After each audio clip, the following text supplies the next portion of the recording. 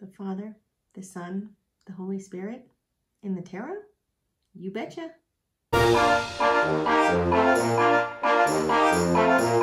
Hello and welcome back to Tarot Tuesday. I'm Amy the Medium, and today we're going to talk about the most religious figure within the tarot, and that is the Hierophant. This card in some decks is called the Pope. When the tarot was first created in the mid-1400s, the papacy was huge, especially in Italy. You had all the papal states. And so it was fitting that the Pope found his way into the major arcana. Even though it's called the Hierophant, that is a Greek word meaning priest. This card really does stand for a religious figure, and it stands for religious knowledge, institutional knowledge. When we look at the card today, you'll see a lot of symbols here that connect the Hierophant to the Pope. So let's break down this card to understand the depth of the meaning even further and to see how much of this card is very literal versus symbolic.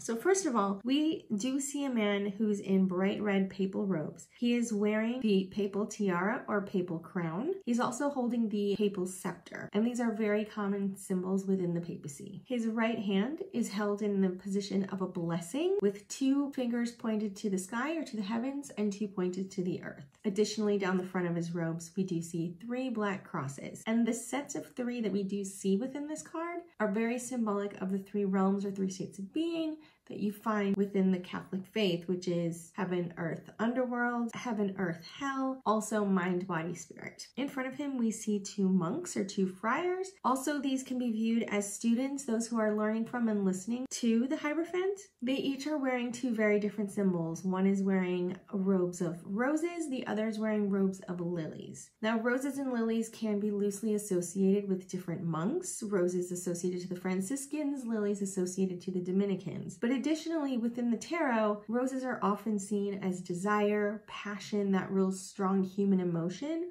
whereas lilies are seen more psychic, thought, separation from our human self. So you see very connected to our emotions and also very detached. At the Hierophant's feet, we do see 2 keys that are crossed. These are another common papal symbol, the keys of St. Peter. They're also known as the keys to heaven. Some say the keys to the underworld, but either way, they are the keys to another realm. And of course, behind the Hierophant, we do see 2 columns. 2 columns are a very, very common symbol throughout the tarot. The columns really do support that idea of structure, of knowledge that is institutionalized. We see his columns being gray, whereas in cards like the High Priestess, you'll see the black and the white separate. Black and white is another very common symbol within the tarot, meaning that duality. But in this case, everything is a shade of gray, meaning that the Hierophant has the knowledge, awareness, understanding of all sides, of all tones, of all colors of things, and has structured it in an organized way that it can be taught to you with rules, with boundaries. So the columns really hold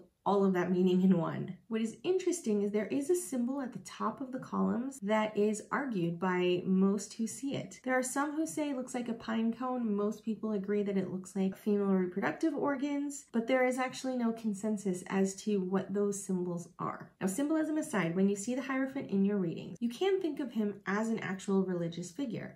So what he represents is that sort of structured knowledge, awareness, understanding, and need to understand the religious organization and institution, that understanding that our spiritual knowledge can take form and factor, and that people can skew it through the need to add structure.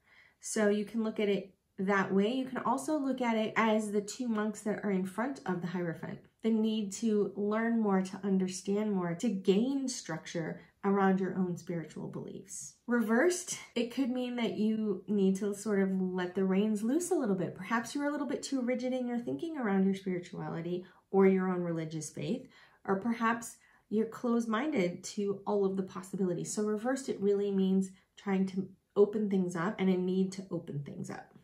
All that to say, the Hierophant is our most religious card within the deck, and absolutely represents exactly what it looks like. This is a religious figure. This is the Pope. The symbols themselves, very literal to the papacy. Not a whole lot of interpretation there to be had, but it's in those more subtle symbols, the columns, that's where you have a little bit more interpretation. I hope you've enjoyed this Tarot Tuesday and getting to know the Hierophant a little bit better, and we will see you next week.